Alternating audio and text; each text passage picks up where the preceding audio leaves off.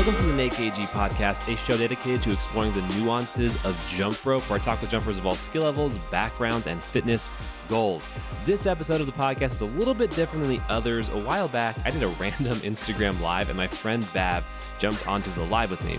We were talking, and the intention was just to, chit-chat a little bit. We went deep and ended up recording an entire podcast episode, which was not expected. Keep in mind, this is a very raw conversation, meaning the audio is not the sharpest, but everything still comes through all right. We talked about so many different topics, but the real highlight of our conversation is staying authentic online and avoiding the pitfalls of social media by being very real with yourself. It's all jump rope related, but a little deeper than just that. All of that stuff comes later in the podcast, so feel free to skip forward if you want to hear that part first. All of the show notes are over at natekg.com. And now, please enjoy this conversation with Bav. What's good, dude? Hello, what's up? Dude, so does this mean I'm going to make it in the vlog? Yes, there we go. There we go. What are you shooting with? Let me just, I'm just recording now, so. Yes, dude. What is there going we are, on that vlog? That's a Sony A7 III. Nice. Atomos Shinobi monitor.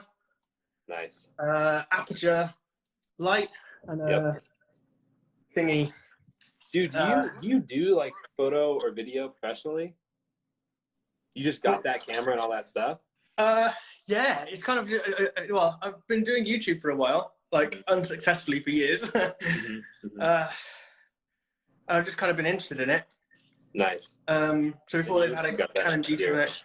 Sorry? Yeah, I saw your page. You have like a couple videos with like a lot of views, man. Yeah, I started doing like reviews of like just stuff. So like I'd get like a bike knock and I'd just review it. Why did you start doing the reviews? Just for fun? Well, like I get really into stuff, so I was like getting really into stuff, and then I'd be telling my friends about it, like in real life friends. They're like, don't want to know about it.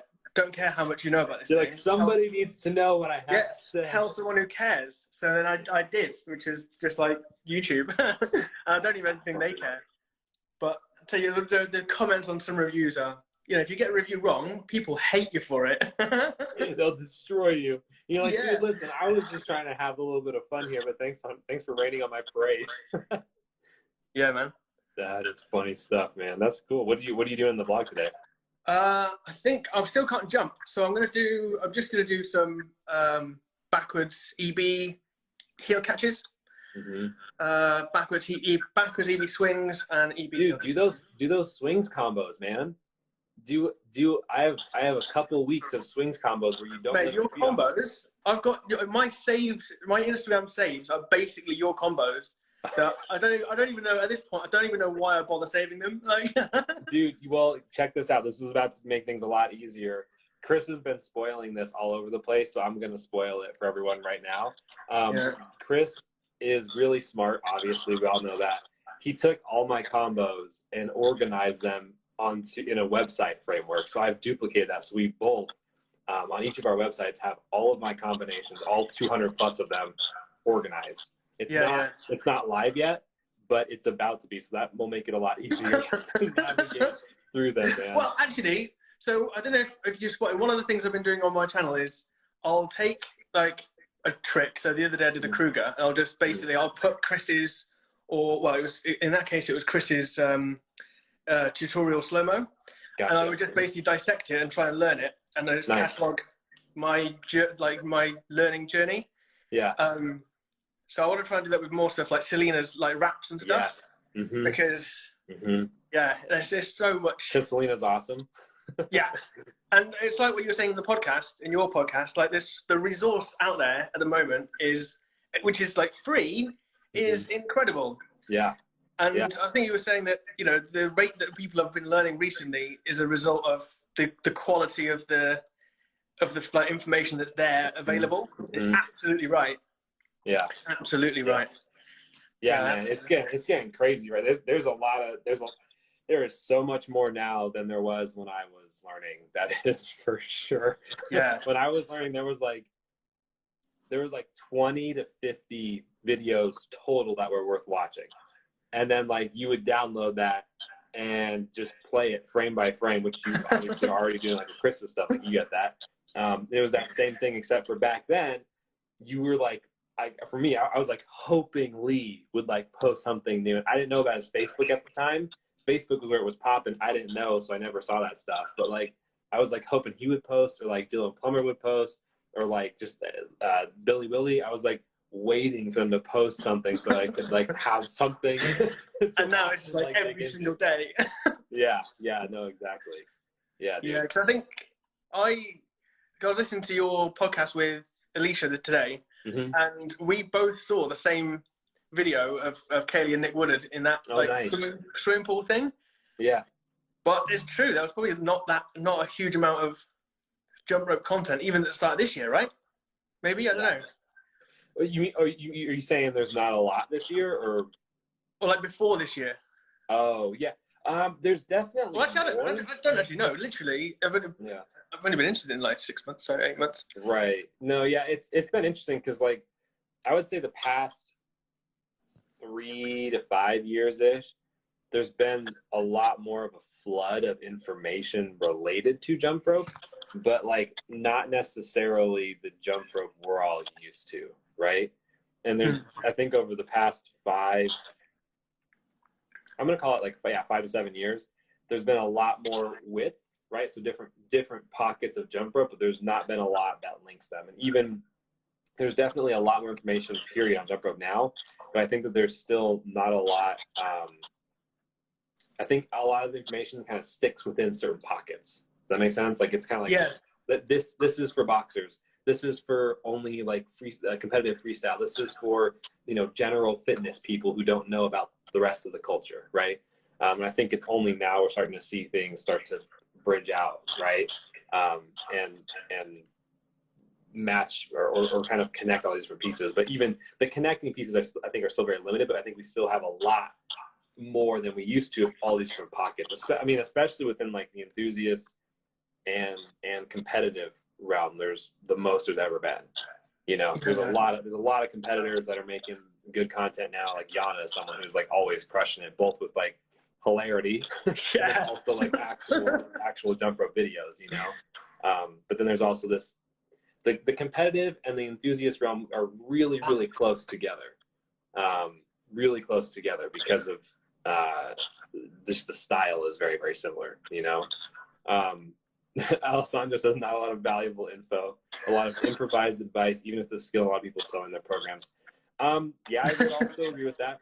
I was gonna keep it lighthearted, but Alessandro's keeping it real, and I respect that. He's definitely right that that is from my point of view, I'm constantly messaging yourself and Chris to make sure that whatever information I'm putting out is like yesterday. I put out a video about like just a tip for the toad. Right. I messaged Chris. I was like, Chris, can you look at this video because I'm actually not sure that I was right here. Right. No, well, and it's people like you that will actually help all of us progress. Chris and I are only 2 guys. As much as we love making videos and helping people and talking to people, we're limited by time, right? So like that, what you're doing is amazing. Like I really do, like legitimately, I'm a really big fan of the way you approach everything and the things that you do. Thanks, because, like for real, because not only are you consistent, which is extremely difficult. It sounds so simple, but it's very hard to be consistent, and you are. But you're also consistently giving back to the culture, and like you're valuable, but you also know you can still be valuable while putting other people up. Most people think that they can only be valuable by ignoring other people or taking them down, but you understand the fundamental truth, which is you can still lift others up and still be just as valuable yourself, right? Yeah, it doesn't detract from whatever you're putting out. It doesn't make your information any less by digging up someone else's, or in a lot of terms like crediting just where you got the information from. Exactly. And that really makes it easier because sorry? It's that easy. It's like what you're saying, like, oh, here's a couple tips that helped me. By the way, these 2 to 10 people have helped me out on my journey. Yeah. In fact, I was like, because it's one of those things. It's like I was in a video. I was describing something. I think it was the Kruger one. And I did say in that one, I said that the reason why I've got this insight into the mechanics of jump rope is because of talking to Chris, watching your combos. Because otherwise, yes, I've got an insight into the mechanics of jump rope at the moment, but it's only because of my surroundings. That's all it is, really. So, but that doesn't mean that I can't think of something and I can't put that information to someone else in a way that they can understand, because people like learning off different people. That's just the way it is, isn't it? But I think it's fascinating. It's stressful as. I want to touch on that in a second, because we were having a DM conversation. I want to actually ask you about it since we're live. But real quick, I want to touch back on what Alessandro was saying a second ago about not valuable information, right? I think that one thing that's important to recognize is that as jump rope grows, which it has been, especially now that it's kind of exploding because of lockdown, people start to see it as a marketplace. And people, for those who are not familiar with marketing or with the current state of what people consider to be entrepreneurship, there is a style of business considered retail arbitrage, basically, or Amazon fulfillment by Amazon, which is basically finding a product where there's not a lot of people selling something, and then going into that space and then selling either through digital ads or by making a bunch of content and flipping. Basically, is what it is. But it works really well with a lot of different styles of products, and it's an interesting model. It's kind of exciting from a business perspective, but a lot of people have seen jump rope as that, right? There's not a lot of people selling jump ropes. Jump rope fits in fitness, so if it's in the fitness industry, it's obviously a market, right? You just have to tell people that they should jump rope, right? That's been the biggest barrier, is that most people don't understand jump rope or can't convince others to jump rope. Point being, to Alessandro's point, now that that's a thing, now that people see that, now that people view it as a marketplace, they want in on the action. And so he's right that to get in on the action, you can view it two different ways. I talked about this on the podcast, but loosely, you can view it as your intent is culture or sales. Granted, those can mix in certain ways, but we're talking about top priorities. Your top priority culture or your top priority sales, and those have different domino effects about how they relate to each other. If you're in it for the sales, you don't really care the thoroughness of the content. You're just trying to get it all out there so you can get the traction, get the SEO, get the clicks, get the attention of followers, so you can sell and flip. That's right. Which, to be quite honest with you, I don't like bad information, but I really understand where those people come from, right? You don't have to be in jump rope and I don't know, I would go to a different industry and like e-commerce, great example. I would for sure like to find a product and make an e-commerce store and just see what that's like. What is it like to do all that? That sounds interesting to me, right? I don't necessarily care that much about the culture, but I would be mindful of it, right? Granted, in jump rope, it's way easier to just not do your due diligence and repeat the things you've heard that kind of make sense and then just flip that, which is a bit of an issue later. And this is the part where I get hung up on it, which is people develop really, really bad habits. Yeah, you're stunting growth. It stunts their growth, or it makes them not want to grow, period, and they're gone. And then they stop jump roping. And when your goal is a mission, when your goal is to actually help the culture of jump rope, that changes your decision. You realize your priority is to keep them in it as long as possible. That also tends to help out business if they're in it for a decade versus 2 years. But you want people, if that's your mission, to actually stick with jump rope and love it, right? And that's what you're tapped into, and I can feel it by the way you make your content, because it's honestly, man, even if your goal is sales, it's not hard to say, hey, this is what I know, this is my history, this is where I'm at with my journey, and then you can say why you believe in your product still. The thing is, most people think that they can't change their opinion. Once they've said it, they can't change it. Literally, if you listen to all my podcasts, I literally say things that are different from podcast to podcast because I change my mind about things. Not necessarily with rope selection, but just ideas and stuff, So yeah, you haven't changed your mind on long handles though, have you? Here's the thing. That's literally that was, of all the things you could have said, that was the perfect example. Dude. Hang on, I'm just gonna set this down. I've got to move this. I've got my camera on this quick release rig, so I can slide that off, and then the whole thing goes. That's nice. TME in the chat just said when you first came across the jump rope community, they were overwhelmed by the amount of different brands of ropes. 90% of all ropes are the same. They're just colored differently. FYI. And like 70 to 75% of all ropes come directly sourced from Alibaba. That's a thing too. That's worth knowing. That doesn't mean you shouldn't support people, but it's just worth knowing that the actual product most of the time is not necessarily different.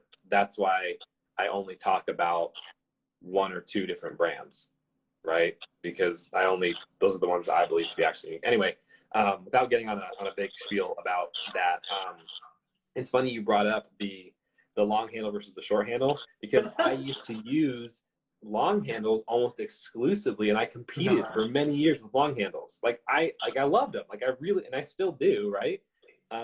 But what happened along the way was at some point I was like, I see people like Robbie Santos or like Nick Woodard or like Kamisi or like Mike Fry all using short handle beaded.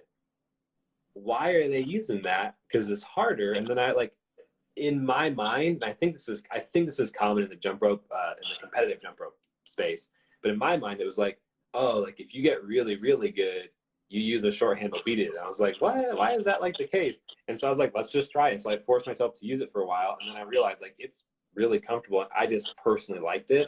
Yeah. Now I just think that it's a lot more. I think it's a lot smarter to use as a beginner because it gets you to the end goal faster, basically. You can use either. It doesn't really matter. I just prefer that one. But that was the funniest thing you could have brought up, though. Yeah. I just quite like the aesthetics of a short rope, because I've got a long rope as well, long handled rope, which I used. Which is funny because my video I posted today was about basically my ropes, and it was showing my long handled rope, but I just don't like the look of it. And for releases, because I've got long handled rope with 4mm PVC cord, it's game over for releases. Yeah. Marta, I would judge you as well, Marta. Don't you worry. Luna, what do you want me to? What do you want us to expand on with the long handles? Like how to use them, or Marta is. Yeah. Okay. Well, so Marta, here's the thing. I know that Chris and I push short handle beaded all the time. The thing is, we only push that because we want people to not have develop bad habits.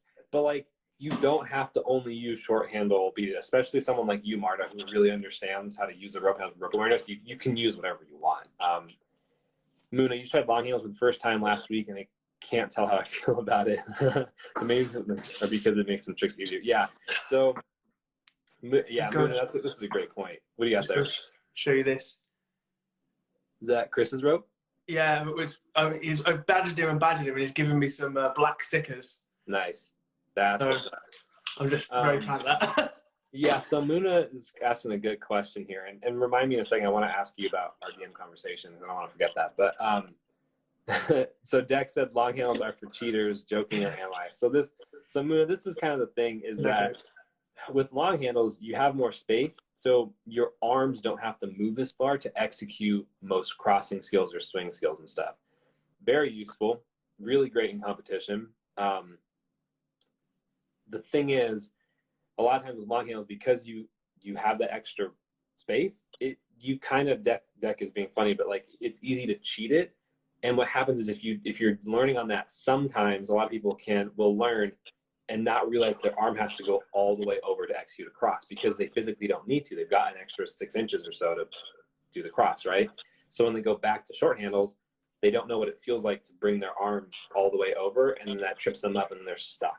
And what I like to avoid is people being stuck, right?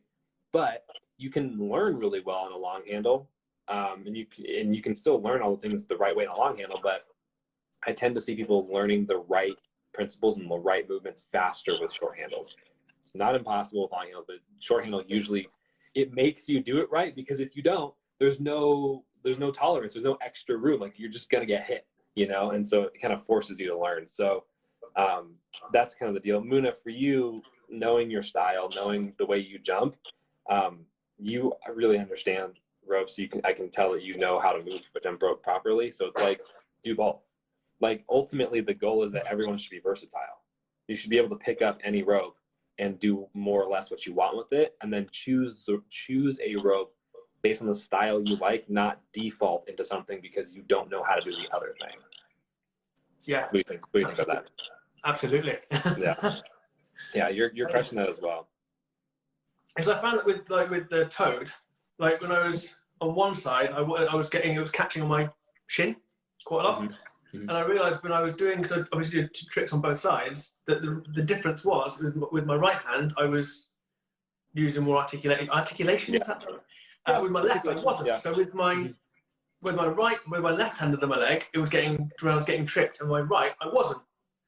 So with the long handle, you wouldn't have that issue as much, would you? Or would you still? Probably yeah. Yeah. Which for me personally, I love that because I use jump rope as the technical learning, like the little nuances. Exactly. Right, and short handles tend to not have as much give, but here's a flip of that. When it comes to mic releases, I think short handles are way easier, and a long handle takes way more control and understanding to make it happen, right? So there's always a give and take. And like you look at someone like Luke Boone, many time world champion, and he's not using a long handle to cheat those crosses. He is a master he can pick up any rope, obviously, but the way he uses long handle specifically is amazing. Right? Yeah. So, you're basically looking at 2 time periods. You're looking at before you understand how to use a rope effectively, and then once you know how to use a rope effectively. I prefer short handles when you don't yet know how to use a rope effectively, because it helps you figure that out faster, in my opinion, in my experience coaching, right? Once you know how to use a rope, do whatever you want. It's preference based, But it's kind of similar to when you say like once you know the fundamentals, then you've got like more creative license to do other things with it, kind of thing. Whereas if you start off with effectively bad habits, then that's going to be that you're kind of limiting yourself there, aren't you? So it's a similar. This is my coaching philosophy. Yeah, 100%. The fun thing is when I was doing my like training for my own personal research for my mic release tutorial, I got a PVC long handle PVC rope to learn mic releases all over again. I'm sorry, the next comment just got me. 3 handles. Sorry, continue. You threw me off. I got long handle ropes, long handled 4mm PVC rope, and it was so difficult because I had to like throw the rope and then actually make sure I was spinning it perfectly to get it coming back. But that allowed me to get back into the frame of mind of how like I'm now doing this from scratch. I have to relearn this thing, which I think is really important. And the more you do it, the more you flip between long-handled, or in my case, PVC, short-handle PVC and short-handle beaded. Because I find it hilarious. Like you'll do mixed releases with one, you'll change over straight away, and the rope goes in like nowhere else that you thought. Yeah, 100%. And like this is good. I'm glad we're having this conversation, because this is the point. Is like the point is not like, oh, long handles suck. It's like just learn properly and use any rope. It's just that most people. 2 things. Most people don't know how to use a long handle properly when they're learning, and B, most people don't have a coach that can actually coach them properly how to use and understand a long handle from the beginning. It's just, that's just the facts, right? So like for me, it's like go learn a cross on a short handle, put in 100 reps of that, then switch to your long handle, see how it feels. Yeah, like, I don't care, but it's just like don't start with a long handle. And like the perfect example is the toad, like you were talking about. Like most people, when they do a toad with a long handle, the rope passes by their knee, but their hand doesn't even go underneath their leg. So what happens is they're like, why does this feel weird? Why does the rope keep hitting me? I don't understand what's going on. That's the piece we want to avoid. But anyway, I think. But even like whether it's long handles or short handles, like you're saying about coaching or knowing the right things, it's like you'll see. And I think I used to do it when I started out as well. When I did crosses, I would cross like this. So whether I had long or short handles, I was going way past. Like a boxer. Yeah, I was going way past. Yeah. So really, long or short handles, because if you're doing long handles, really, almost your hands don't even need to cross. Barely. Like on top of each other. because they just need to clear your hips. So that's all. Yep. No, that's exactly it. Darren is asking how long ropes are, and it just so happens that I have a measuring tape and a long handle right here. And Marta doesn't know if she knows how to count, so we're gonna find out. It should be like 6. She said 8 inches for hers. Maybe she's got like a different size or something. Let's take a look. So here's my long handle rope that I use. So this one is 5-inch. Yeah, I've got 8 inches here. So Marta, you are 100% right. It's 8 inches. You know how to count. Good job. Yeah, 8. Yeah, 8. And also rope length. Oh my gosh. I'm a stickler for short ropes. I just love them. Yeah. I mean, my thing is like, so here's kind of this philosophy comes from RX Smart Gear, but it's easily adaptable to things that are not CrossFit. So at RX Smart Gear, for context, the company primarily creates ropes for CrossFit or fitness, right? And Dave Newman, the guy who started it, created a teaching methodology, which is a lot of it is the foundation of the stuff that I like. Even me as a coach, guess what? I learned from someone, aka Dave, who's really smart. Right? No, I think weren't you born like this? Yeah, dude, of course, right? Yeah. So the philosophy was like, for doubles, get your rope as short as possible, realistically, so that demonstrates you have control. And then once you have that control, you can be versatile and use any size. In the RX Smart Gear context, it's for fitness, right? So if you were trying to make your workout a different, I'm blanking on the word, but a different stimulant, right? The point of working out is to fatigue yourself. And so if you like variety, do doubles with a rope that's 9 feet long, and then go immediately to, an 8 foot or a 7.5 foot, or probably like 8 foot, right? 8 foot or 9 foot. Those two ropes are going to feel way different, right? Yeah. And can you work with those in a workout? And that is fun and changes things up, right? Yeah, in freestyle, sure. It's somewhat similar, except for that, like, because it's not a repeated motion like a double under. You need more tolerance to account for the variability of different skills.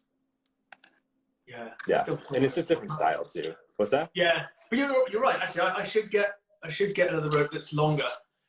Because now, like, I mean, the thing is, that's the thing is, this is kind of the whole point is like, you don't have, hey, what's up, Sue? You don't have to do or not do anything, right? Yeah. The point is just to understand what happens when it changes. Like, I'm blanking on his name, Profo, FLGZ, that dude, you rock, man. Like, I watch your stuff and you're really phenomenal. He says, sorry, long rope boxer style. Like it really, like knowing him, knowing the style of gym he does, you don't have to do things the short. You don't have to do. It's just knowing how it changes. So he likes that feel. He likes. Yeah. And a lot of people like that. And if that's what you're after, which I know he knows he wants that because we've talked before, then you're good, right? Like if you like short rope, then stick with it forever, unless you decide to change your mind. Everyone's got their own style and what their own goals that they're working towards. Like mine is very intricate stuff. So for an EB to work on a really short rope, like everything has got to be quite tight. Well, and that's the thing is like the one thing that people forget about, or maybe it's not forget, they probably just don't know because they haven't been. I mean, you've been in this for 6 months. There's no way you would know this, but like after 10, 11, 12, 13, 14 years of jump roping, every 6 months, every 1 year, every few months, I'll just change my rope to change it up. Like, even when I'm like, I'll be outside jumping, I'm like, you know what if I just do everything with a longer rope today? It's like going from Android to Apple. It's, no, it is though. It really is, because like, the apps are still there. They still kind of work, but all the buttons are in different places. it's just having fun, and like I said, I competed with long handle PVC for like most of my jump roping career, and then I was like, boom, switch, right? And so it's like, when you're saying like, oh, you should try a longer rope, like just do it if you want to, but if you don't, it doesn't matter. So when did beaded ropes been around since the day dot, or are they a relatively new thing? they've been around forever. I have so a long time ago there was a company called Ampro, and Ampro sourced all ropes. I'll grab one real quick. Like I have this rope from probably close to 7 years ago. And I've known like people like Renee Bibeau, who's been jumping for 40 years, 40 years, has had ropes like this. So here is, this is like a different style of beaded. This one is 2 inches long. See, that's really cool. He used the washing line when they were kids. Nice. This one's the 1 inch versus like a 1/2 inch, right? Or maybe it's I don't know. I think it's 2 inches. Sorry, 2 inches versus a 1 inch. And then these are like the old school Ampro handles that used to come with all these, but they would always split and break, or they would like break right here. But now there's there's just now becoming different materials of these things. But like, so this is obviously, I think what most people are used to is this style of handle. This one specifically is from buyjumprope.net. It's a little bit of it's not really the same as what's out there right now, but so it used to be Ampro. This used to be the standard, and I had so many of these from when I started. And I used to do freestyle with these types of handles for like a minute, like a month or two, but then they didn't work because they all broke. But I stuck with the long handles because they were sturdy, and like I just like the feel of them, you know. There's some weird stuff going on with a lot of jump ropes right now, though. I'm not sure what the dealio is with the sourcing decisions that are being made, but a lot of the materials, like this is a very old handle, and I can actually bend it a lot, very very similar to a lot of other ones out there. Most these I batter mine, absolutely batter them, and these ones, to be honest, I've only used Chris's beaded ropes. That's it. The weird thing, man, is like back in the day, like 10, 20, 30 years ago, I wasn't around 20 or 30 years ago, but the people who were, like, I've had conversations with them, right? And like no ropes ever broke, like, which was really weird. I mean, obviously but wasn't that just because no one was doing releases? Everyone just held the handle in their hand. Yeah, but no, because there were still push-ups, and like people still let go of things, right? But like these ones always broke from day one in the competitive jump rope world, because like these you can bend right in half. Oh wow! Yeah. So, but keep in mind, we're talking 30, 40 years ago. These being made by Ampro, and so it's like, okay, like, and these were made for double dutch. My second team coach, before they switched over to this design, we would like duct tape this part and this part because it kept breaking so many times. Wow. We would, like, our handles would just be straight duct taped. But so it was weird, man. Like for a long time, like all the ropes were basically fine and indestructible. And then at some point within the last couple of years, something changed with the majority, back to our discussion about 70% of ropes being about the same. Something happened with the sourcing where a lot of the material, I don't know what types of plastic they changed to or what the deal is, but they just got a lot more shattery, and the feel just changed, right? And it's only now that we're starting to see some other high quality stuff coming out. Like that's why I talk about Chris's stuff a lot, because like we have a lot of in-depth conversations about his choices because we're close, and like I know that what he's doing is I have some of his handles and I've beaten the crap out of them, and like I don't know if there's anyone who's beaten the shit out of their handle more than Chris has. Like just like you guys, like no one knows, 'cause he doesn't post this kind of stuff, but like knowing him and knowing like I can't believe some of the things and the ways he's broken handles that were not strong enough. It's pretty crazy. But anyway, yeah, Jimmy. Oh, what's up, Jimmy?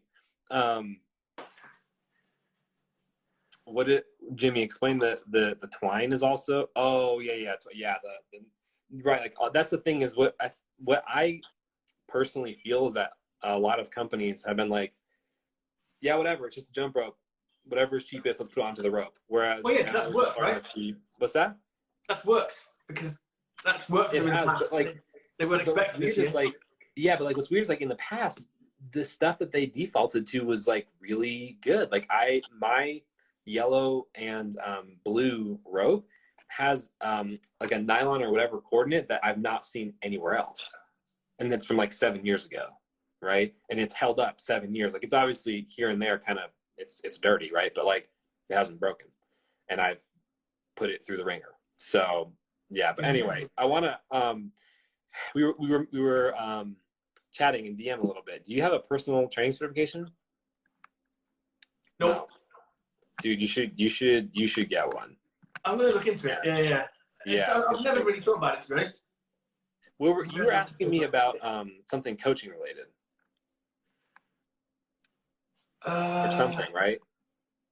Yeah, I just listened to your podcast with Kelly and Nick Woodard, and talking about coaching and coaches, and basically how in order for the sport to grow, you need to have more people coaching, and then how do you keep the integrity of the sport, that kind of thing, and all that kind of stuff. So, and it kind of brought me on to thinking about kind of what I think about anyway when I put my YouTube tutorials together, because obviously YouTube tutorials, they're there for a very long time. It's searchable content. So you want to make sure that it's correct, because it could be the first video that someone spots online.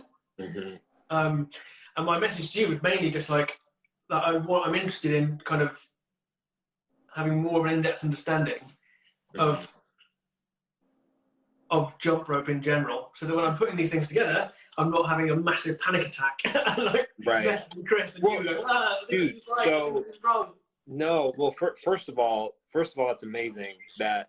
Listen, I'm not going to say panic attacks are good, but I do think the fact that you're thinking that deeply and you care that much is phenomenal. I think there's so many people who don't care about what they're putting out, to be honest with you. I think there's so many people who, because of the nature of, I was going to say social, but I'm going to actually change it to people. The nature of humans is to gather attention and to feed their egos, I think, for a lot of folks.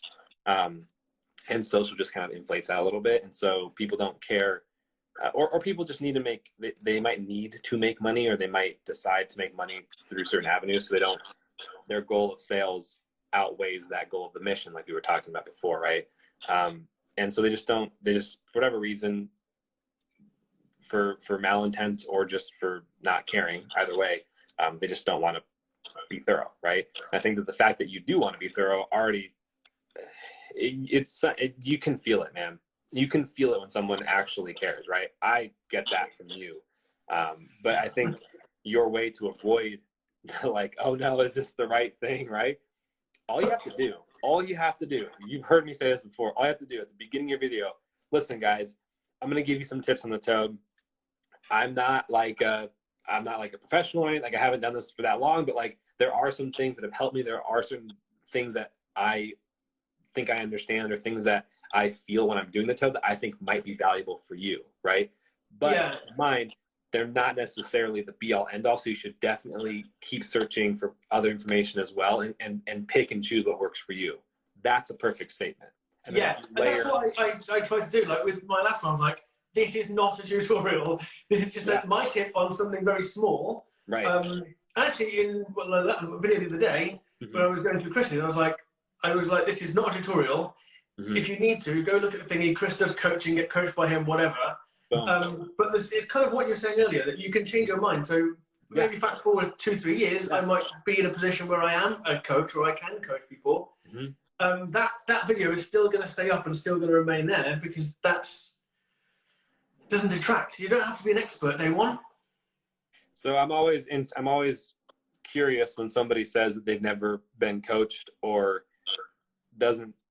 puts out a hefty amount of coaching content but doesn't make mention of where they've learned. That's always an interesting thing, because sometimes you just forget. Like, I'm not saying that people who do that, it's just bad, but I think a lot of times it's worth dialing into and paying attention to, right? Because oh, Mel is here. What's up, Mel? Oh, he's leaving now. Okay, bye, Mel. Hi, Mel. But also, like with coaching and where you got your tips from, like I'll use Chris again as an example, because we have conversations and FaceTimes and stuff. So it's almost like a loop, right? So that I learn, I then impart that onto someone else. Then Chris is like, that's a good point. This is also a good point. And then the cycle goes on. So it's kind of like, well, this is the thing about coaching, man, is like, no matter how much you understand the material, and you might be knowledgeable about whatever the skill is, whether it's handstands or jump rope or, you know, football or soccer, or some of you guys heard football and soccer as the same thing, but they're not. It's football, round ball, yeah, football, like another topic entirely. Yeah. But like, your ability to meet someone where they are and help them understand is completely different. And the reason why is like, someone who's a coach, like really a coach, understands that like, I might have 10 of my own metaphors I use to explain how to do a Mick wrist pop, but maybe the 11th one that you think of is more effective for someone else because their brain is just different. They're just a different person, right? And so you definitely still ideally need that information, but or you still need the understanding, but like, the coaching piece is so different because it's about having an unlimited reservoir of explanations and metaphors and ways of walking someone through something, you know? And I think that when we were saying something earlier, it reminded me of just like, everything really comes back to your goal, right? If you're like, this is why in my tutorials, I'm very specific about saying at the very beginning, I say, if you're the kind of jumper that always wants to level up and wants to learn, you know, how to do any style, basically, then this is the tutorial for you. Very different than like my combo. I don't consider my combos tutorials. A lot of people view them as tutorials. I don't, because it's just kind of showing you something. It's not really giving you. And so when people are out and viewing all the stuff in the jump rope world and taking information, it's so worth defining it's worth your time to define what your goal is, so that you can evaluate that information and say, does this help me or does it not? Because if you constantly take in all information, it's like, well, what if this is good? Right? And so if you're looking at something like, okay, well, here's a TikTok post that has like captions, right? And they're like a sentence each. Does that, like, do these are quick tips what I need? Am I just trying to get the skill for the first time? Am I trying to understand deeply what's going on? Am I trying to, you know what I'm saying? Yeah, whether you want it for efficiency or just want to get it done. Right. Get it done. Right. Yeah. Completion versus efficiency. Yeah. You know, because you listen to my stuff. Yeah. Exactly. Yeah, but that's because I listened to it and it resonates, because I think I DM'd you way back in the early days, because I saw a live with you and Dana, and I was like, because she was doing like a 180 turn. I think it was a Mick into a 180 turn or something like that. Mm-hmm. And it was fascinating because it was the first time I'd seen like, kind of coaching done like over the internet, but I wasn't doing that trick. I wasn't even on my horizon. But what I took from that was the mechanics of turning your torso before your legs and that kind of thing, and where the rope needs to be in relation to the turn and that kind of stuff. So that's where my foundation of kind of wanting to do things like as perfectly as possible, whereas other people want to just like have a massive roster of tricks, and that's brilliant as well. But and that's why there's space for everyone to have their little sub niches. Exactly. I think you asked me about like certification or something. Also, Jackie in the chat, she said she likes hearing multiple points of views when you're like, that's exactly right. That's the way to go. 100%. I think you were asking about like a certification thing. I'm gonna have to go back to our chat and we'll have to chat through the chat. Yeah. No, I'm just interested because I've never ever like thought of anything like coaching in terms of coaching, and my angle and my goal at the moment is more a case of, I personally think a good review, and I deem a tutorial basically a review. It's a review of that trick and to describe it to someone else. In order to have that review tailored to that one person who's going to understand it, I'm trying to think of what their stumbling blocks are and then try and illustrate them in the video. So that requires a level of understanding tricks. And to be honest, until I did, because I've only done the Kruger and the Toad really this month, So until I've learned those ones, because, you know, crosses, switch crosses, and things like that, yeah, they are technical, but when you're starting to bring posture into play as well, it's a whole different ballgame. Exactly. This is why I asked you if you had a personal training certification, because like what coaches and practitioners of physical sport activity education understand is that it's not just saying what I can say to get you to do the thing. It's to do the skill. You can't use the term "do the thing" in the jump rope. Do the thing. It belongs to the jump rope dudes. Yeah, it's like you know, there's a biomechanical piece to it, like you say, right? You say mechanics, biomechanics. You're basically interchangeable given the conversation we're having, and like that's the big piece. Is if you understand biomechanics, if you understand the systems and the principles, that's what, in my mind, like a couple of people have told me, sent me DMs or chat with me, like when I did my live with Irvin. I don't know if you saw it. It was very late. You're probably asleep. Dan, Brandon, is that you? Dan and Brandon are great, by the way. We had such a great conversation on the podcast. But when Irvin and I were talking on live, people like made some comments because like I didn't have a jump rope in my hands. I was doing what I'm doing right now, and I was coaching him through a bunch of skills. And I think that most times right now, based on the feedback that I received, it sounds like when people are coaching, most of the time they're still using a rope. And they're showing something because there's like tiers of the easiness of coaching, and being there with someone with a rope is not easy. Like, it's not like it's easy to do that, but like that's way more achievable than just using a video, than just using your words on a video, than just using a text message.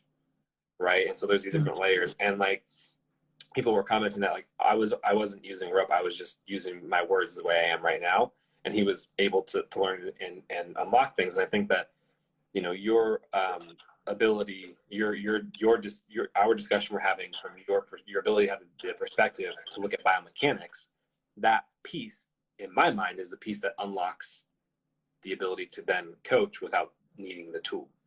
Right? If you understand the biomechanics, if you truly understand all these things about movement and what's truly happening, plus you have the empathy, like you're demonstrating here, to see it from somebody else's view, that's what then I think unlocks that coaching piece. But then again, a lot of people just don't need that. Like a lot of people, it's just like, sure. Like a lot of people just like, a lot of people don't want the biomechanics. A lot of people don't want the principles of movement. A lot of people don't want the theory. Right? They just want to do the skill and see what it feels like, and feel the success and have the fun, right? Which is where, like this is why I'm glad that you're putting out tutorials and stuff, because like if you qualify it the way we discussed and you put it out, like that is exactly what somebody might need to get it, versus having a 3-hour conversation about how certain things work, and that like they just don't need that, right? And I think like YouTube, for example, can be like, I got a question the other day about a thing for the toes. I was like, I'll part that little thing. But it's kind of doing it. I haven't actually tried doing TSs in a while, but I'm pretty much guaranteeing that my TSs are going to be better now that I've been doing Krugers and toes. Because like this is my main thing. I tell everyone this: alternate crosses at all times. That's just my thing. Because like doing it both sides every single time. Now I can't. If I want to do like double cross like that, I have to consciously think about it. I will be looking back on a combo, and I was like, "Oh, did I alternate cross?" And I just did. I did. Right. Because then you work on to things like, and actually, it was your switch cross. It was your combo that kicked all this off for me. Actually, it was one when you did a swing cross. No, you did a switch cross into an EB. Into an open swing, and then on the other side as well. And I couldn't at that point do an EB. And that's where I kind of learned to do the EB off the back of that one. So whereas I don't look at all your combos, there's just like a few little things that kick me off. But it's things like if you do alternate arm crosses, when you come to do a switch cross, it's obviously easier. But then when you try to do an alternate arm switch cross, it's then your muscle memory is kind of there. That's how it works in my head anyway. Right. So I see loads of people who ask me questions about how to get continuous switch crosses, but it's because the fundamental of doing that alternate cross, the memory isn't there. So your crosses are more like this than like used to doing this. Because that's all it is. It's just that. So exactly. And then when you've got combos, you can that's the magic of it. And it's exactly what you say. If you're strict or not strict, but if you do the fundamentals, there's a lot more playing space. Yeah. Muna's comment is really funny, and so is Marta's. Yeah. Crossing with one arm, and you're going to regret drilling not drilling both sides equally, which is, that's the thing, is like, Thanks, Matt. best case scenario, to be the most versatile athlete, jump rope athlete, you would do all skills on both sides and backwards, right? Both I'm not deaf, man. I'm not doing that. Yeah, I don't do that either. But like, the reason why it's useful, at least with like the foundational crossing skills, right? Because like what happens later is, let's say, like when you go into, it sounds familiar, Deck, because I'm referring to you, Deck, because Deck that does every single one of my combos, both sides and backwards, which is absolutely insane. But it shows because now he can do like anything. So, but it gets important when you go into skills at a higher level, like doubles, but then also like triples, right? And it plays more of a role when you're trying to sequence things a certain way. But for example, the other day I was trying out the BC McTwister, which is an EK with an under the leg release. Oh, yeah. I believe it's a quad. Sounds easy. Sounds easy. No, it's hard. And so here's the thing is, this is where you can get caught up, and I got a little caught up because I can do an EK on both sides, but one of my sides is weaker. So turn to the left or turn to the right, right? Turning to my right is a little bit weaker than going to my left. When I do a Mick, I usually release with my left hand and turn with my right hand. And I can do it. Cayenne's here. What's up, Cayenne? I'm releasing the other side, but it's not as clean and it's a little bit harder to control, right? Yeah. So if I want to do this skill, I have to either turn to my right, release my left hand, or turn to my left and release my right hand. So either way, one of those is not my best. Versus if turning to my right was my best and then releasing my left, then that would be easy, right? Yep. It's not. And so it was a lot harder to do that because that's what I found with doing double unders. So a mick into a double under switch cross, because when I was going with my dominant mick hand, I was in my non-dominant cross hand because I like to have the mick hand staying close to my body and then catch a cross. Mm-hmm. But that's why my whole goal is my mick releases.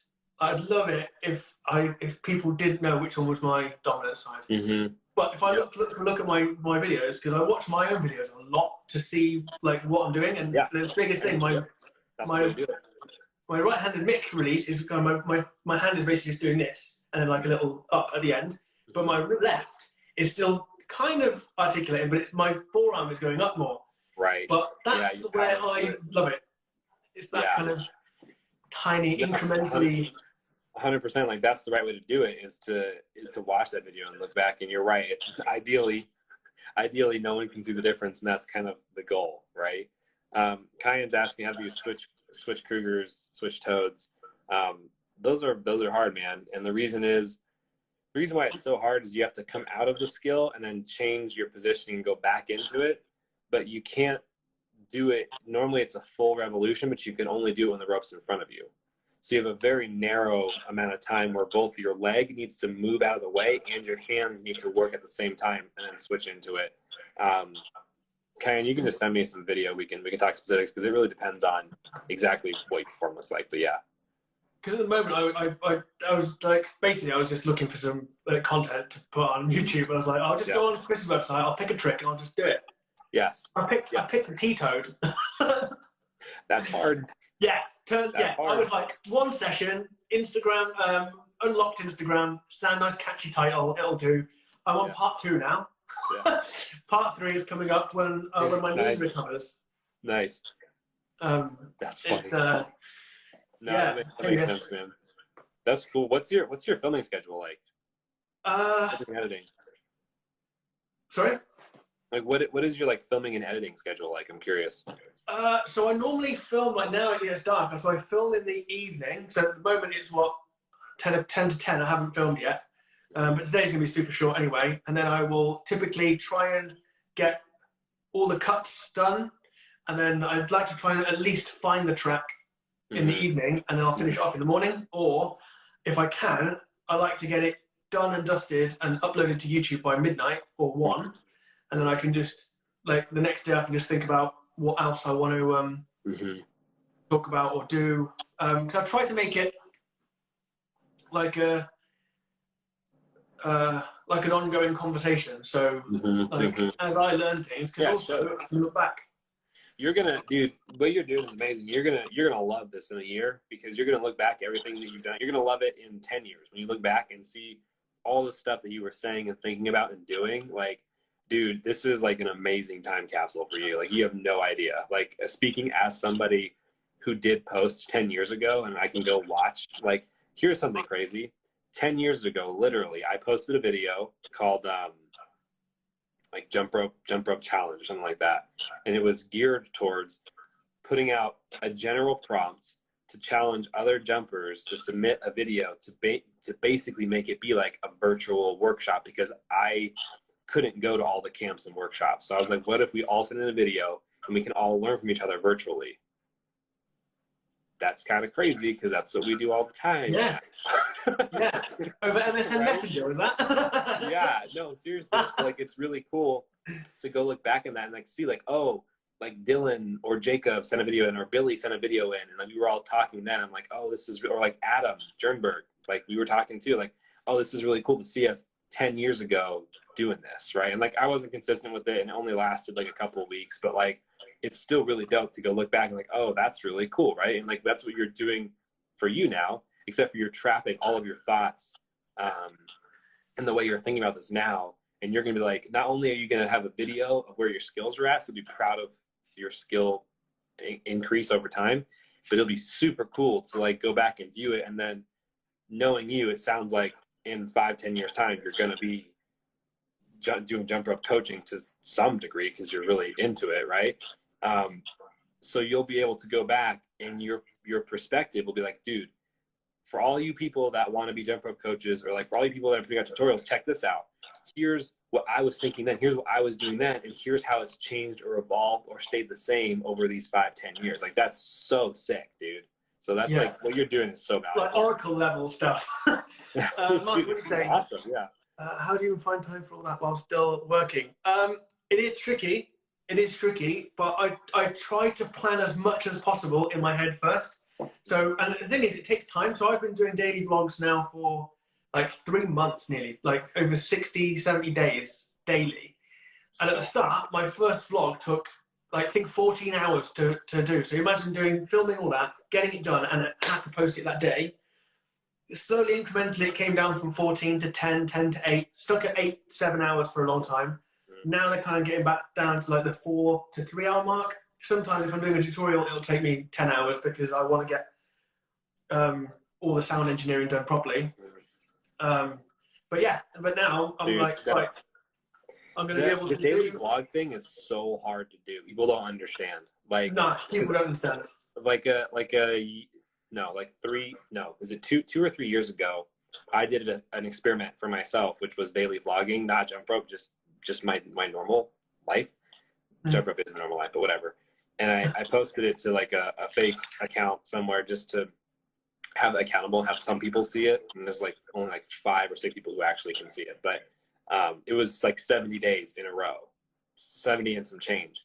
And that was hard, man. And I'm like, I was only making like 2 to 4 or 5 minute videos, right? But it was like filming throughout the entire day of like, what should I film? How does this make sense? And then editing it and putting it together.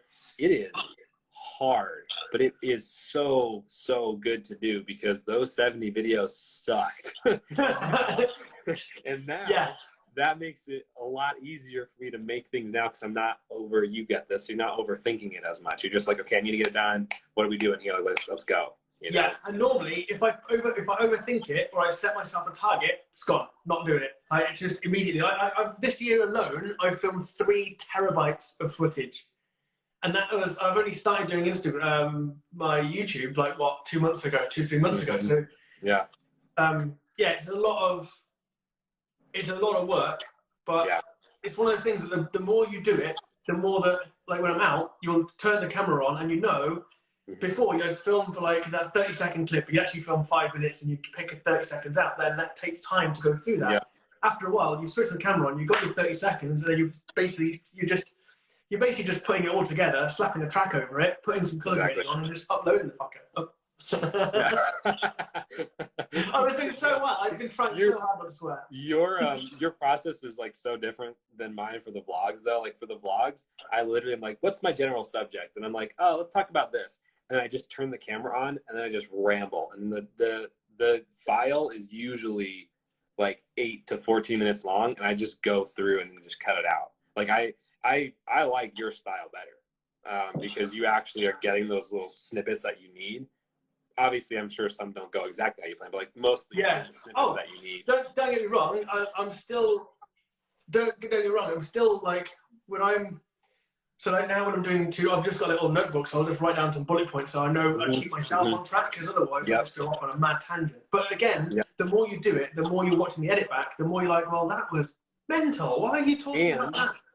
And so it's not relevant to anyone else. And the more you have conversations in DM and talk to people, the more you understand what makes sense and how you should say it. Dude, you are literally what's happening right now? Just get my Oh, is your phone gonna die? Yeah, just get it, charge it, plug it in. Okay, good. But yeah, you get it. Dude, I am very excited to see where you take the jump rope stuff. What's like low key really cool for me is like when I see everyone in the community, like being in jump rope for over 10 years, over a decade, the things that are happening right now are like mind blowing. Literally, like it's like having a flying car. It's like you weren't even waiting for this. It's literally going from like 10 years ago we were using horses to get around to now we're using flying cars. It's that crazy, right? Like you can make money and have a living with jump rope. Get out of here. Get out of here. That was not a thing, right? And so like what's so fun for me is like guys like you or people like Deck as well, who like are naturally, I mean, Deck also has a personal training certification. He works as a coach, but like guys like you two that can think about the other person and actually care and like have this mindset, and I know that there's a lot of other people that feel similarly to you guys. People don't know what's coming, man. Like people don't know. Like it's like the people that truly, truly love the community and the culture and the sport of jump rope, there is going to be some crazy things available in the future. I don't know the years. I think within 5 years there's going to be legitimate opportunity, but like right now you got to be ahead of the curve to understand to take advantage of this moment, right? Because like you need to have some perspective and be able to deploy certain talents to make things happen at this moment. But I think between 5 and 10 years from now, dog, it's insane what's going to happen. Like jump rope, nobody knew what Zumba was, whatever, 10, 15 years ago. Yeah, right? Yeah. And then now, I'm telling you right now, jump rope's going to be way bigger than Zumba. Way bigger than Zumba. Jump rope is going to be like, oh yeah, like I remember way back in the day, people used to think it was only a preschool thing, but now it's like the coolest sport ever. Like, yeah, I'm telling you, like it's going to get crazy what's going to happen with jump rope. Yeah, and I can't wait. It's like I typically keep all my jump rope stuff very hidden from my real life, like old friends, I'll call them, because they just don't get it. It's like, well, cute. Yeah. I understand, dude. Tell me about it, man. My friends know I jump rope, but I never talk about it because they don't. And it's not a bad thing either. It's like playing guitar. Like if you didn't play guitar, you wouldn't want to hear about playing guitar. you know? Yeah, but yeah, but guitar's different because there's not that one dude at a party that just cracks out a jump rope, is there? There's always one. Yeah. Hey, what's up, guys? No worries. I'm just gonna practice some of my singles freestyle routine in the back. In fairness, though, in the summer I was doing that. We'd be in a park and having a barbecue, and I'd be there practicing releases both sides for like hours, and then everyone was just having a chat. But an artist shared one of my videos on his Facebook page, and it got quite big. And I posted it. The first thing I posted it on my Facebook page, which is quite a big deal. And one of my old school friends was like, "Oh, yeah, I could do that when I was at school." And I just thought, this is exactly why I've found this new community. And the thing is, you've got to pick. You choose who you interact with and who you can have meaningful conversation with.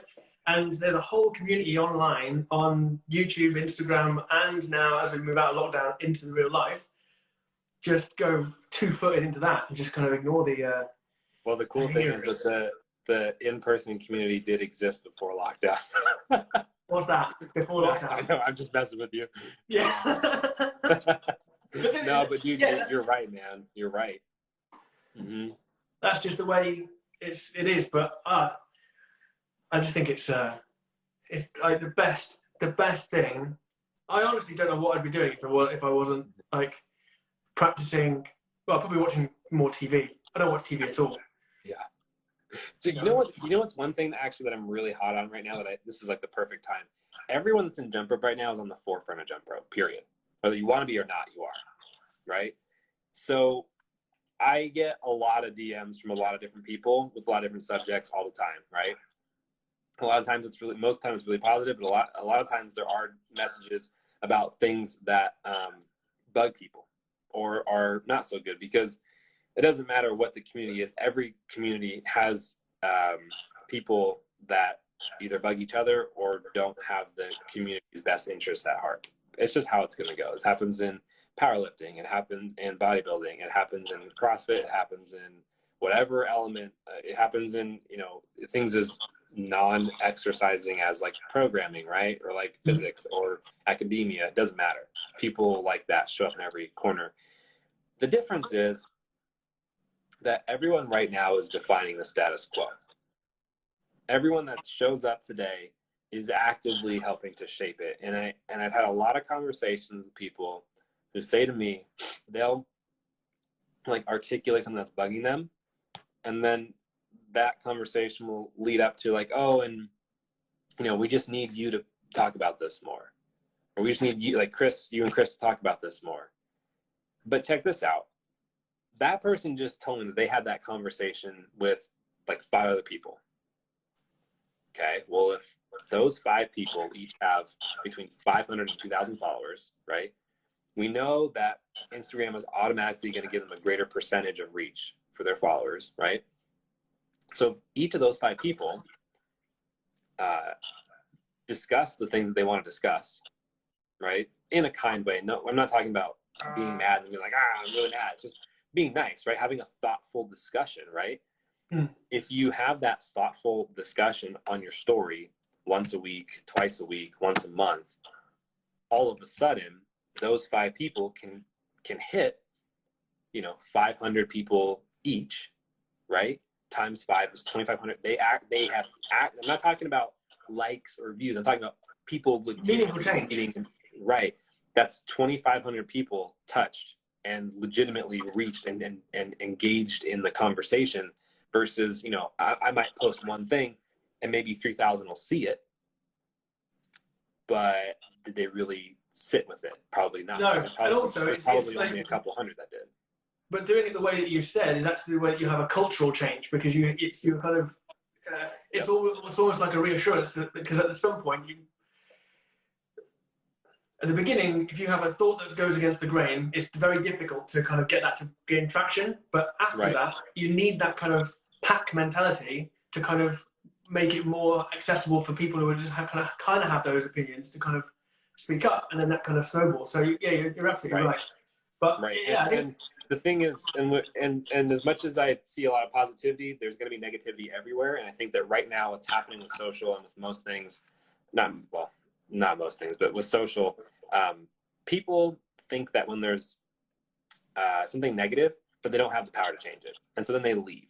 People delete their accounts. They say, I don't want to be in this anymore. I'm out of here.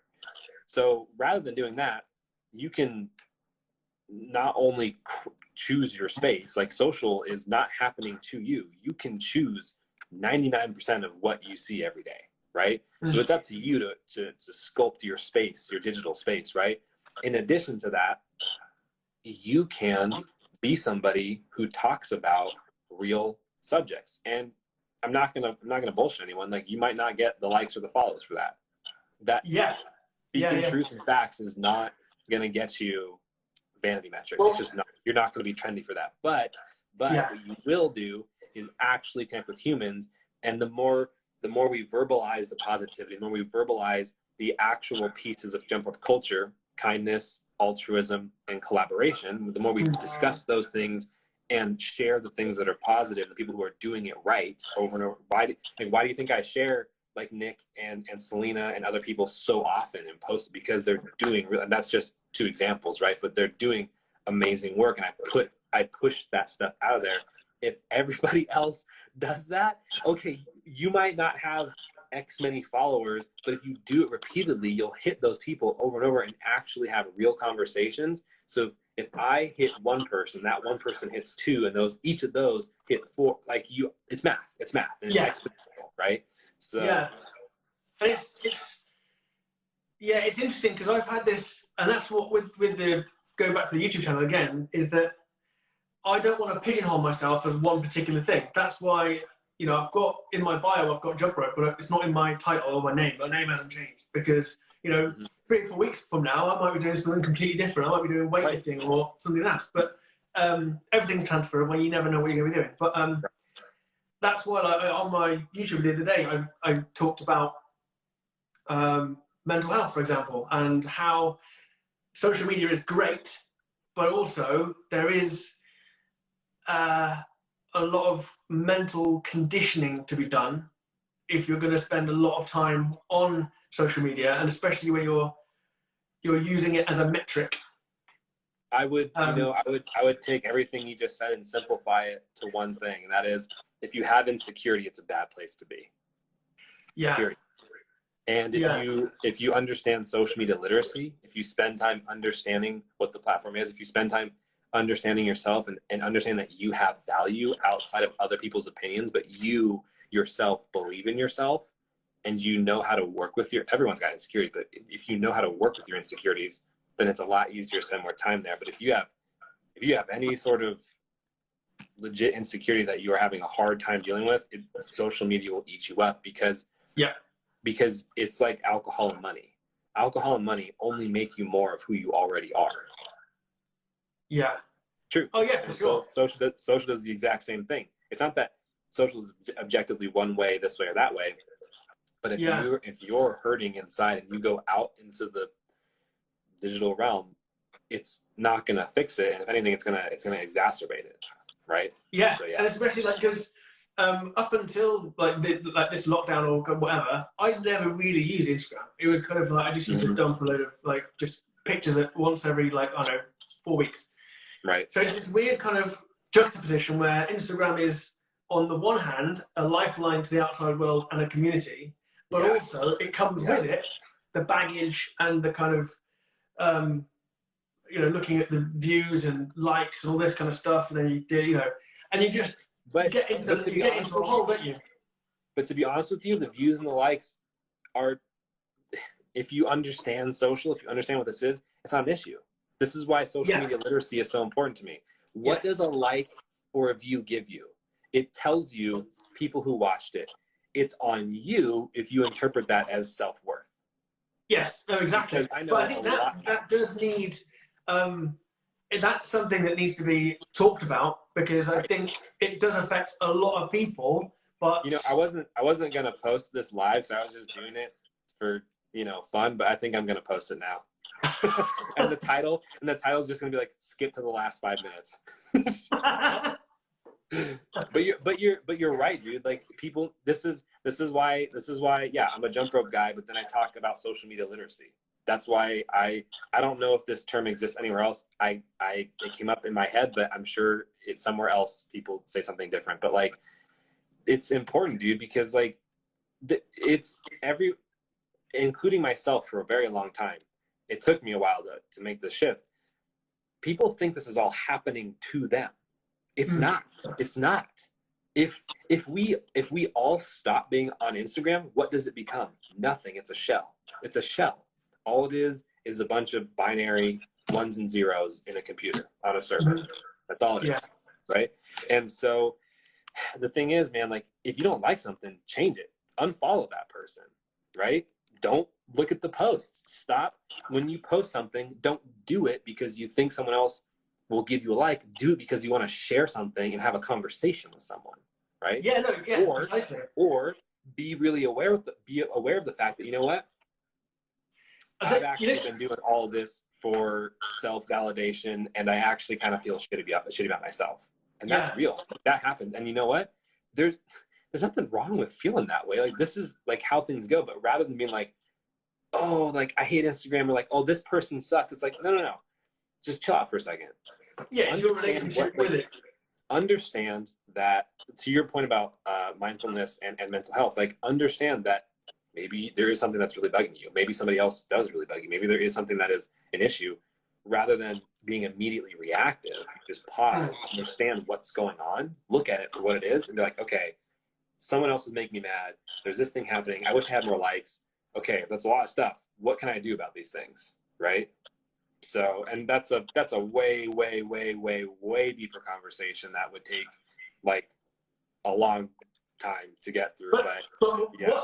What one of the things that kind of made me put it into the forefront, because I was producing like videos, like I kind of still, for a long time, I was so focused on the content. I was just content. That I was like doing these moves to music, whatever, uploading it. I wasn't even checking. And the funny thing is, it was only when I did a video talking about content creation and being consistent, that's when I started looking at the metrics. And that was like a month ago. So it was only when I basically said to people, don't do it for this, then I actually started. It's almost like when you say you're going to do something and then you say it to someone and then immediately you can't do it anymore. It's like, it was almost one of those kind of things. But I find it really interesting, but it's one of those things that once you confront it and talk about it and say it out in the open, it stops becoming a taboo thing that's in your head and that's controlling you, and it becomes something that you can just chip away at and 100%. control. There's some good stuff happening in the chat right now. It does feel like a podcast episode, and I'm very tempted to turn this into a podcast episode if you're down. Although, Bab, I need to get you on the podcast. We need to do an actual formal episode, but I do kind of want to post this now. Eli just started listening to the podcast, and I appreciate that, man. I'm glad that you're enjoying this. What's up, Kathy? One thing that I think is really, really, really, really, really, really, really important to underscore is, like, the insecurity is not a bad thing. Like, you're not a broken person if you have insecurity. We all have insecurity. There's something about it's insecurities that make you better. If we flip it back to jump rope, it's highlighting your flaws in a trick that enables you to get better at the flaws. Mental health is exactly the same, but you can't see that the rope is hitting your shin when you're coming out of a toad. You just got to imagine it, and then you break it down like that. So no, I think, 100% agree with you. It doesn't mean that at all. But unfortunately, the stigma around mental health is still there. But it's obviously reducing every time people do. I mean, you're right. The stigma is there, but it's wrong. Because it's just, I don't know. See you later, Alessandro. Thanks for hanging out. I didn't realize he was here for that long. That's awesome. But no, you're totally right, man. Like, the thing with social that I think social, but also many, many, many things in life that a lot of people do, including myself. I'm not immune to this. This is the reason why I say these things, is because I felt it very deeply myself, right? There was a time when I was on Instagram. This is a long time ago. This is like 7-8 years ago.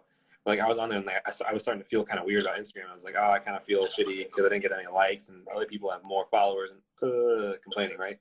And I was like, wait a minute. So I did the whole social media fast. I stopped being on Instagram for whatever, a week or two. And I was like, wait a minute, I don't need to cut this out. I just need to cut out the things that I don't like that make me feel not that great. And I was following a couple of like trash accounts, which is like fun for entertainment sometimes. But like, if you follow, like, to me, you're the average of the 5 people you spend the most time with, right? It's a very common saying. I think you're also the average of the 5 books you read the most, the 5 TV shows you watch, all that.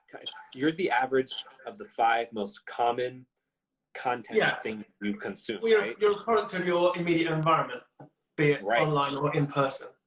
Influence, exactly. Right? Influence. And that's when I realized, I was like, wait a minute, maybe instead of following like deeply negative but funny like humor pages or like just garbage meme accounts, like just dumb things, maybe if I cut out all the dumb things and I turn Instagram into a place of inspiration and a place of like, oh, this is all positive quotes, this is all like, and I actively was like, you know what, I think this is kind of silly, but what if I just follow like 10 different motivation pages and they're all saying the same thing anyway, but what if I just have that hitting me every day? Guess what, it worked out pretty well. I think it's, right? And so it gets people don't realize that they have the power to craft. Like, it's very weird to me, because to me it's so obvious, but to most people it's not, that like, oh, Instagram just is this way. Like, no, it's not. Like, if you check this out, if you went on Instagram after this live or whenever, after you watch this video, whatever it is, or after you listen to the podcast, if it become a podcast, I don't know, right? If you go on Instagram right after this, don't do it now, but listen to the rest of the conversation we're having. So you go on Instagram, right? If you search or find or whatever 50 accounts, okay, 50 is kind of crazy, let's go 25 accounts, right? They're related to fitness and they're not like booty pics and stuff like that, but they're like legitimate. Like, you go out and you find the people that you vibe with, positive quotes, fitness that really legitimately inspire, not that is some hot person, but is someone who's actually doing really good stuff. You like make Dana's one. Friends. What's that? Dana's one. Like her, when she posts the quotes and stuff. No, definitely not. But maybe soon, maybe, I don't know. But so like, if you go follow that and then you go find the stuff that does not fit that you're currently following and you unfollow it, again, it's not a, oh, screw you, I'm out of here. It's not that. It's like, this actually isn't really fitting in with what I'm looking for anymore. So I'm gonna unfortunately have to not follow this anymore, right? Very different mindset. You do all that, guess what the algorithm does? Oh, this person doesn't like that kind of stuff anymore, likes this stuff. Done. Yeah, exactly. That's what it is. You can't like unfollow and then like only follow the good stuff and then like every single day search up like the booty pics and like watch those. that doesn't count, right? That doesn't count. But yeah. So. But yeah, I think you're definitely right. But it's the kind of same thing as, rather than following stuff, it's more of a case for me personally. It was like where I'm putting way too much weight on particular things. And I looked into it, it's like, okay, why is that? It's like, okay, I'm putting too much weight on, in my case, for example, it was the Instagram algorithm. So I was like, right, okay, well, whose fault's that? It's not, like, it's a system, right? So I was like, well, and I watched some videos on YouTube about engagement drops and things like this. And one of the things they were saying is, have you checked that you're just not producing garbage content? And I was like, you know what? It's true. You've got to look at yourself and kind of go, yeah, well, what the good thing is then is kind of like, yeah, that's probably all right, actually. That's fine. I don't deserve, like, do you know what I mean? So in addition to that, here's the only, first of all, you're totally right. That's a big piece of it. The only thing that catches me on that is an easy opportunity for someone to feel crappy about themselves, right? If you're not steeled against this, if you're not someone like you or I who's used to the interwebs of posting and like you have fun making content and stuff, like if you're not used to that, that can become a self-evaluation, right? Yeah. Rather than being self-evaluation, check this out. Why do you even want to reach people in the first place? Do you have, I'm not asking you specifically, but I'm just saying this idea of like, give me a minute. Yeah, rhetorical. If you're mad about Instagram like dropping the reach, what were you using it for? Because here's what's most likely the case. Most people will respond and be like, oh, I just want to show like my friends what's going on. Then DM them. So then call them, send them a message, talk, right? Because if you're trying to have a conversation, then it doesn't matter. you send it to them. If you're on a mission to accomplish something, I want to help people learn jump rope. You want to help people learn jump rope and entertain them, right? There's some sort of relevance there. And at that point, it's like, okay, well, maybe it's crappy content, but also like the funny thing to me is it's like, okay, well, this is like saying you're a salesman and your car broke down. Your delivery method to people is not working. So what do? You can get out of the car and go door to door and walk. It sucks, right? It's not as fun. It's not as easy, but you can do it, right? Yeah. If it's really important to you. Complaining about the Instagram algorithm is like, so many people say that, but it's like, what are you using it for? Yeah. But I think, and the thing is, and I'm not mad that people say that, but it's like, you need to understand why you're complaining about it, because there needs to be some kind of a reason behind that, and you need to reverse engineer that. Because if it's someone like you or I who's trying to reach people to teach or to inspire, to entertain, there's things you can do to stay. But the other thing too is like, why do you want to reach everyone? Like, I want to reach everyone. I want to reach people who want to hear from me. That's it. Yeah, exactly. But a lot of it is, but then this is the thing, like when you're in a more of a vulnerable or mentally fragile state, for example, those small little, it's like points that right now it's kind of that doesn't make any sense, or it doesn't make any sense because it actually doesn't have any currency to your overall goals, and you've always known that. But when you are in that kind of fragile state, be it days, weeks, months, minutes, whatever, it's a different set altogether. Like the incomes and outcomes are completely way off skewed. And that's why I think it's important to have this discussion and talk about it, because the more people do talk about it, those little small points that can turn into big problems get flattened out really quickly. Yep. And Marta's right too. She said crappy content is relative as well. She's totally right. Yeah, for sure. Yeah, for sure. Because the thing is, it's all relative. That's exactly right. Yeah, it's all relative. So it was just something that was interesting for me recently, and I want to continue to share. Go ahead. Sorry? What were you saying? I was just saying it was something that recently that affected me, so I wanted to share it because it always served as a reminder to myself, so that, you know, if this happens again, if I find myself in a little hole and start like deviating from what I'm really focused on, which is producing the best content that I can possibly produce in the time frame and everything, then I can look back at that and go, you've already sorted this out. We're using the brain that's in your head, not someone else telling you, you've already done this. And then, because that's how it's worked in the past with me. If you can look back on your own mental health triumphs, you can use that in the future to win further battles, I think. Perfect. That's so right. And yeah, I mean, that's so good, dude. And my only thing that I would add to that too is like, for me, the big, of all these things we talked about, to me, it's like, what's your goal? What's your goal with jump rope? What's your goal with social? What's your goal with your friends? What's your goal with whatever, right? If you know what your goal is, that knowing your goal is a different way of saying you know your priorities.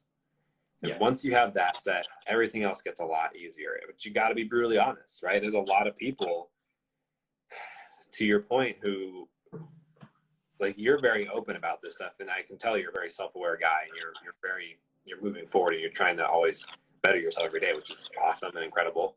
I think there's a lot of people who might very much struggle with admitting that they're doing this for validation and metrics because it feels good, right? And the thing is, like, that's not a thing to be like, you shouldn't get down on yourself for that. Like, oh man, like just say it, call it for what it is, right? Call it for what it is. A lot of people now are a lot more open about saying, like, I have anxiety or I have depression, right? That doesn't put them, they're not broken, right? It's just, it exists, right? So what do we do now? And I think it's the same thing. Like, if you got insecurities about trying to validate yourself because you don't believe in yourself, and so you're using likes to do that, that's a bit of a bummer. But if you, in terms of, it doesn't feel good. So like, if you, and it's a slippery slope because there's no winning with that. There is never enough. never enough, ever. Yeah. Right? There's never enough of that.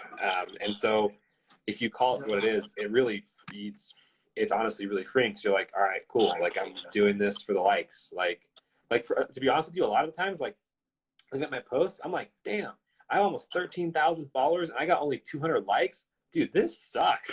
I'm like, what is going on here? That's like, right, but that's how it starts. Right? That's how it starts. So you're not looking at it. Right. And then when that happens, immediately it's like, oh, but you know what? There was a few people that probably saved, or I know I can see the data, because there's a few people that saved it, which means it was helpful for somebody. So that's fun. That's fun.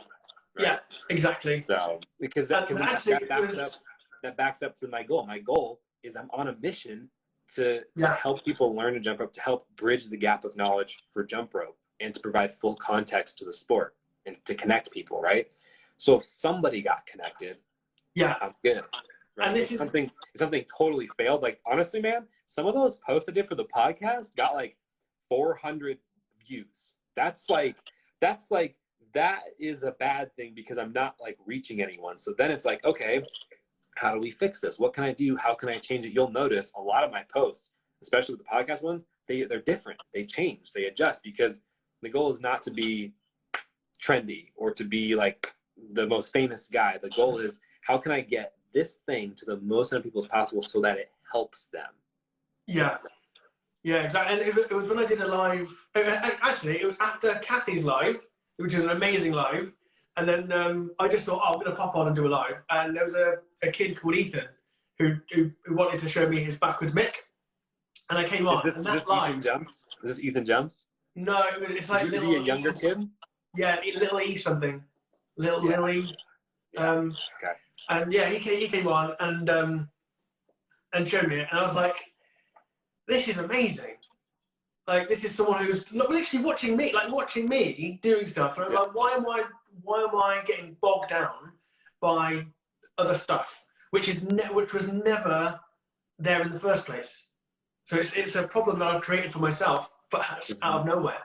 And then I made that video afterwards, and since then I've been all good. But it's you're and exactly right. The data and the metrics can be a good benchmark. Like, so for me, I pay attention to my numbers because I want to know how effective I am. I want to know if things are resonating, if they're not resonating. But the metrics change. It's not like likes doesn't tell me. Like, I might get really low likes, but there was like one solid, thoughtful comment, which is like, that must have made sense to other people, right?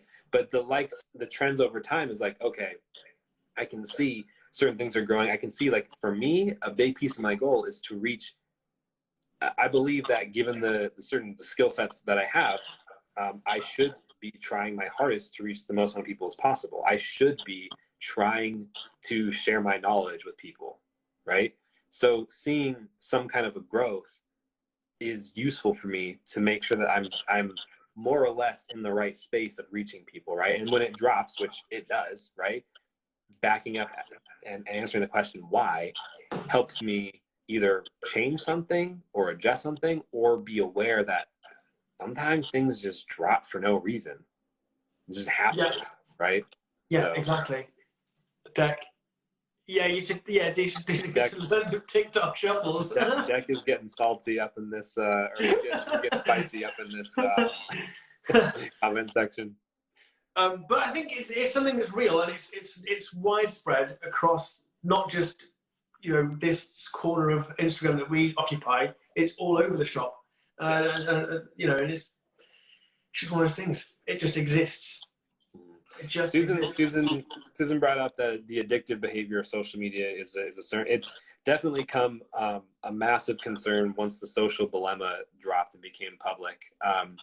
I think that, to be quite honest with you, Susan, I think that the addictive piece, there's something to be said about the way things are constructed, but you can say the same thing about money or alcohol. Like, people, I mean, there's a lot of, I'm not going to reduce this conversation because there's a lot of different things that can play into this, but a lot of times, or I don't even know if a lot of times is the right phrase. I'm going to stick with it for now, and I'm sure that there's somebody who will say that that's not necessarily the right phrase to use, but based on my current understanding of things, a lot of times people who are maybe hurting the most inside, or having some very deep insecurities, or having a very hard time effectively coping with themselves, is what it is, will then find some kind of an external factor to help patch things up, right? Money and alcohol do that same thing. Yeah, and it kind of reminds me about something that, like, so I was listening to your podcast with Deck earlier today, and it's something Deck said about. Deck's here too. Yeah, when Deck was saying about, you were talking about coaching and how you give people the tips and, be having the patience to go through it. And Deck said something along the lines of, sometimes, I can't remember what he said exactly, but it was basically like, if you tell someone what to do and then they do nothing with that information, they weren't ready to learn anyway. Deck, I would love it if you responded with the phrase right now, because I know you know exactly what he is referring to. I'm not even gonna, I think I know what you're saying. I'm not even gonna say. I'm gonna wait for him to respond. But yeah, keep going while we wait for him to add it. Yeah, but it was basically like, and it's a similar thing. Is that you don't need people. You need to be in a position to take help, criticism, whatever it might be. But it's the same as when people don't want to. You try and get them to, they think they want to learn the toad, but they don't do anything with the information to actually sort it out. And actually, the toad wasn't actually their goal. Mm-hmm. I'm just putting it back into the jump rope realm. Right. No, you're totally right. Like I think he's about to send it right now, because he's 10. Yeah. But no, yeah, I'm like, it's on the tip of my tongue, and I feel like I can't keep talking without saying the phrase, but I want him to respond to that. But no, dude, it's a really big, discussion, and it's very. I'm glad that you were listening to that one with Deck, and that it made sense, because that was a powerhouse. Was that the first one or the second one? Second one. Yeah, I've not listened to the first one yet, so I'll get around to that. I was gonna go for another walk tomorrow. During this little interlude while we wait for Deck, I'm just going to use it a second to plug the fact that I'm doing a Twitch thing tomorrow with Mel and Deanna. And then also there's on Sunday Philippine time, Saturday night PST. I have no idea what that is for anyone else in between, because my time zones are not good. But I'm doing a fundraiser workshop with the folks from the Philippines. So those two things are happening. And then there is very likely going to be some other cool projects dropping next week or the week after. So I bought Deck some time. That's actually, wait a minute. If I'm gonna post this, it might be a total spoiler, because I talked about the project at the very beginning of the live. So it's totally going to spoil it. Oh, well, I don't care. Chris doesn't talk to people anyway. There we go. Deck just responded. The student who asks the teacher for advice but doesn't listen to the teacher isn't ready to learn the lesson. Yeah. That's the one. Mm-hmm. That's what it is. Yeah. And it's true. So true. Yeah. And I think you were also saying that in the early days of Instagram, you'd go around saying, or you both would, like, you change this little thing. Yeah. And this is why I don't say anything when anyone's doing like crosses on the same line. It's like, doesn't matter. Their trajectory is different to mine. That's it. They're doing their own thing. It's all cool. but what I do is, if I see someone doing alternate crosses, I send them a message saying, I love that you're doing alternate crosses. Yeah, dude. It's positive reinforcement. It's tough because, like, you want people to do well, but nobody appreciates someone rolling up on their page and be like, hey, listen, here's what you need to change. Dude, come on, I wasn't posting for that. Like, unless I specifically said in my comments, please tell me if there's any adjustments, so apparently that workshop for the Philippines is in midnight for people who are in Europe, so that's unfortunate, but that's okay. There'll be more, but I just lost my train of thought. That's it. It's gone. I forgot what I was talking about. Marta, this is your fault, Marta. Thank you. So I tracked my time zones and time difference. But yeah, tons of info here. I think we should wrap up now. This has been really good. I feel like at this point I should close it out like I normally do with the podcast. Do it. I'm gonna ask you the last big question of the show, which is, what is jump rope to you? I'm cracking myself up here. You normally say we can pass there if you want a few minutes. I can definitely buy you some time. No, I'll stick with that. I'll stick with that one. What is jump rope to me? It is learning. Basically, this is going to be a little bit of a tangent. Last year, when I was going through some therapy, one of the things that we were talking about was purpose. What's your purpose in life? And it always bugged me that I never knew what my purpose was. Even like not in a spiritual way, but just in a some people are just they either go into academia, sports, whatever. I never had any of that. And one of the things that that came up through this discussion was actually my purpose is learning. And that could be camera gear, could be jump rope, could be cycling stuff, it could be anything. So jump rope to me at the moment is fulfilling now, if that makes any sense. So it's learning and it's doing what it needs to do.